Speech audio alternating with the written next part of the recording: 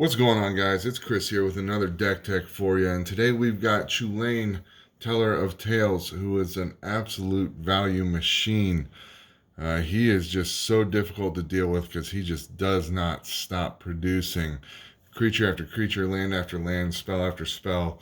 He's just pumping stuff out, and it makes it really difficult for your opponents to manage. So take a look at him real quick. He's a 2/4 Bant and 2 legendary creature human druid with vigilance. Whenever you cast a creature spell, draw a card. Then you may put a land card from your hand onto the battlefield. You can also pay 3 to tap and return target creature you control to its owner's hand. We're looking to just overwhelm the board with creatures. We have 43 creatures in this deck, and we're running a CMC of about 3.13. So there's fluidity throughout the deck. Its efficiency is just unreal in any deck that I've played. Um, our goal is to, again, just overwhelm the board and start swinging. We are going to produce more than our opponents will. We're going to produce more mana. We're going to play more creatures. We're going to get more value. And we're going to swing because we can. And we can lose our creatures because we're just going to get more. We can produce a ridiculous amount of mana in this deck. And it's just a lot of fun. And honestly, it's really simple to pilot. This is my version here. I think it's cost about $500. There's nothing too crazy in this deck. Nothing infinite that I'm aware of in this deck. But it's just a lot of fun to play, and it's got some really nice synergy, and it makes for a really solid experience. And I love watching my opponents try to deal with it. So we took a look at Chulane, getting into the deck here. We'll take a quick look at the mana base. Field of the Dead. We got all kinds of different lands in here, so we always hit that 7 different land trigger, and we can pump out zombies like nobody's business. Command Tower, Reliquary Tower, because we draw a lot of cards. Reflecting Pool, just help you with the mana fixing. Homeward Path, in case we like to steal stuff in my play group, so I like to throw those in wherever I can. Ancient Ziggurat, again, we have 43 creatures in this deck. This is just going to help us fix and pump those creatures out. Seaside Citadel, and then real quick through our lands here. Again, nothing crazy, nothing special. I'm running 36 lands, which is more than enough. Again, I have a ton of mana dorks in here. We just produce mana like crazy. I am doing this in the most inefficient way possible because that's what I do. All right.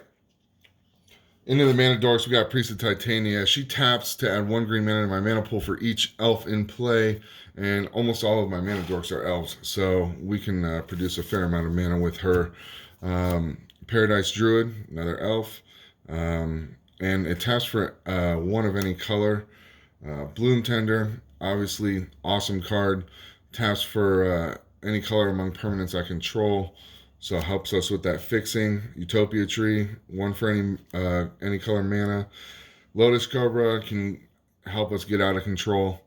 Whenever land enters the battlefield under our control, we may add 1 mana of any color to our mana pool. And we play multiple lands in here. I do still have some upgrades that I'd like to add to this deck. I just don't have them yet. I own like 6 or 7 Seedborn Muses and just don't have one for this deck just yet. This is one of my newer decks. And there's a Azusa and a couple things like that to help us with the land production, but don't quite have them yet. Sylvan Caryatid, Finhorn Elves, Elvish Mystic, Birds of Paradise, Llanowar Elves, Arcane Signet, obviously for ramp and fixing. Same with Chromatic Lantern, Soul Ring, Sunscape Familiar, nice 0/3 creature that's going to reduce the cost of our blue and green spells that we play. Karmic Guide, just to bring stuff back that dies. That's a great utility card. Knight of Autumn, great utility card. Given the situation, we might want to get rid of a pesky artifact or enchantment, which is really why this card is in there. But given the circumstance, we might want to get a bigger creature out there, make her a 4/3, or just gain some life. Tireless Tireless Cracker, Tireless Tracker. Whenever a land enters the battlefield under your control, investigate. If you're not familiar with Investigate, that's a pretty awesome ability, especially with all the mana that we have available in this deck. We're going to be cracking those clues, drawing cards, and putting +1/+1 counters on this guy. Tatiova, again, land enters the battlefield under our control. We're going to gain a life and draw a card. We draw so many cards in this deck. We pump out so much land, so many creatures. You can start to see why this gets so overwhelming. Courser of Crufix goes in about every green deck. Rampaging Ballast. 6/6 Trample. That landfall ability is awesome because we're dropping land after land, and whenever land enters the battlefield under our control, we may put a 4/4 green beast creature token onto the battlefield. Amiria Angel, another landfall. We're going to be making 1/1 white bird creature tokens with flying. Risen Reef, just great utility. Phyrexian Metamorph. Maybe we got a threat on the board that we need to deal with, and one of the ways we want to deal with that is just by making a copy of it. So that's an awesome utility card to have in there. Champion of Lambholt, she gets big real quick, and she's again obviously targetable by any removal, but as far as blocking and stuff goes, she's very difficult to deal with, and she does a lot of work for me. Drowskull Reaver, just one of those guys that likes to bang, likes to get in there, swing away, gain us some life, draw some cards. Awesome card. Sun Titan, solid body with vigilance, and get us one of our little guys back, get another ETB effect. Just value after value after value. Momir Vig Simic Visionary. Slow down. Whenever I cast a green creature spell, I may search my library for a creature card and reveal it. If I do, shuffle my library and put that card on top of it. Whenever I cast a blue creature spell, reveal the top card of my library. If it's a creature card, put that card in my hand. Awesome value engine. Arasta, again, just more value, and we're creating more creatures. I hadn't initially gone after like a token strategy, and I'm not necessarily doing that now, but that tends to be what happens when I get like a Amiria Angel and Arasta out and things like that. Start producing tokens like crazy, which is just another threat that your opponents have to deal with. Selfless Spirit, just give our guys some indestructibility should a board wipe come. Vizier of the Menagerie, another value engine. Just we can spend mana as though it were mana of any type to cast creature spells. It's just awesome. Serra Ascendant, 1/1 lifelinker. As long as you have 30 or more life, Serra Ascendant gets +5/+5 and has flying. Get this out early. It's an immediate threat. Pain in the butt to deal with. Thalia Heretic, Cathar. We're just slowing down our opponents a bit. Same with Thalia, Guardian of Thraben. Ewit, get our creatures or spells back from the graveyard. Asceticism, nice enchantment that gives all of our creatures hexproof and also allows us to pay to and regenerate target creature. That comes in handy big time. Lots of groans when that hits the battlefield. Leyline of Anticipation to play our non-land cards with Flash. Cathar's Crusade. There's a lot of scooping that happens when this card hits if it's not able to be dealt with right away. This thing gets out of control. Aura Shards.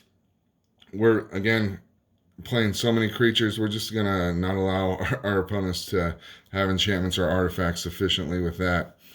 Growing Rights of Itlimoc. We're always going to have those creatures out on the battlefield, so why not get a Gaia's Cradle effect from that. Peregrine Drake. Eldorami's Call. Nice tutor. Some removal, path, swords. Rex Sage for some removal. Acidic Slime, Corrosive Grip. Some protection here, Heroic Intervention. Safi Eric's Daughter, real nice creature in this deck. Mother of Runes. Eerie Interlude and Ghostly Flicker are just some awesome protection that my opponents don't tend to expect to see, but they do some work. Some of our bounce creatures here that are really the value generators of this deck: Shrieking Drake, White Mane Lion, and Core Skyfisher. If I can get one of those going early, it gets out of control real quick. Panharmonicon, get double the triggers. Counterspell, I believe it's my only counter spell in the entire deck. I don't really care about my opponent's board states too much and what they're trying to do, because I'm going to outvalue them in this deck. I don't know that I've ever run into a situation where that wasn't the case. Supreme Verdict, just in case. Brainstorm, a little bit of draw. Beast Whisperer, more draw. Sphinx Rev, solid draw card, gain some life. So we got all these little creatures out there, mostly little creatures. Mana Dorks, things like that. How do we abuse those? There's a couple ways. Siege Behemoth is a great card to just help us get our damage through. Enray's Forerunners, to give all of our creatures, all other creatures, Vigilance, Trample, +2/+2 until end of turn. This is a game winner for sure. Same with Crater Hoof Behemoth, obviously. I like to ramp myself up to the point where, and it doesn't take long, then I can just swing at all of my opponents with all of these little creatures, drop one of these guys and say, you're dead, I win. But like I said, it's a ton of fun to play, tons of synergy, it's extremely efficient, and I never not have fun playing this deck. Hope you guys enjoyed it. Look forward to your feedback, and let me know what you think. Thanks a lot, guys.